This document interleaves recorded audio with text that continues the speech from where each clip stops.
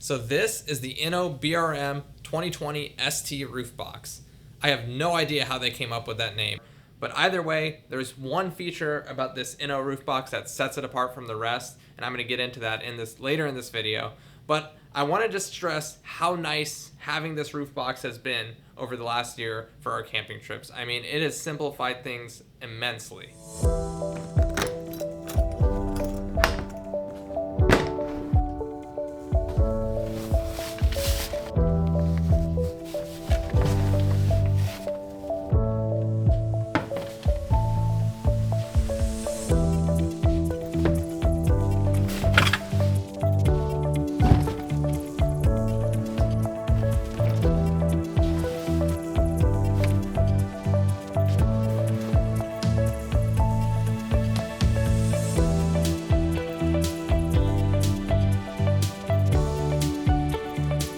So this cargo box has just over 14 cubic feet of space, and for reference, my Toyota Corolla has just over 13 cubic feet, so this technically is larger in size than the trunk of my own vehicle. Another thing I really like about this box in particular is the matte finish on it.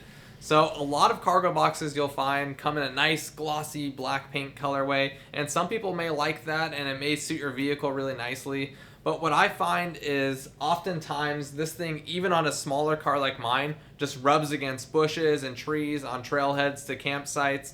And having this matte finish, I think, has been beneficial in the sense that it doesn't show scratches as easily as a glossy finish would. So when I was originally looking for cargo boxes, some of my main concerns were, how is it going to affect my gas mileage? Is it going to be watertight, or is all my gear just going to end up soaked? To start off with, I have only noticed a slight decrease in my miles per gallon, maybe like 2 miles per gallon less. Another thing a lot of people want to know is, are these things watertight? And the answer is no. None of them claim to be watertight. At least all of the roof boxes that I've come across aren't. If you get like a Pelican case or something like that with weather sealing and strips, those are watertight. But most cargo boxes out there aren't watertight. From my personal experience, I've never had any water enter the cargo box at all. Not even like a few drops. Like even driving 80 miles per hour in heavy rain, I've never had water come inside the box and noticeably get anything wet. However, always proceed with caution. Put gear in here that can get wet if it were to get a little bit wet, because it all depends on the way the wind is blowing, how much of a torrential downpour takes place. There are a lot of factors out there that can contribute to how water can enter, and the fact that this thing isn't sealed, I wouldn't just go off the fact that I haven't had any water enter it, because it's certainly possible that water can get into it. Alright, so in the beginning of the video, I mentioned there was one feature on this cargo box that set it apart from the rest, and that's this, the Inno memory mount system. So this is Inno's way of putting the box on top of your crossbars, and whereas most companies have a mechanism where you're just screwing it on like a gas cap and unscrewing it like so, Inno has a clamp system that always remembers where it sits perfectly on your crossbar. So you set it one time with this knob, and then you just clamp it onto place with this, and taking it off is just lifting up this lever and it comes right off.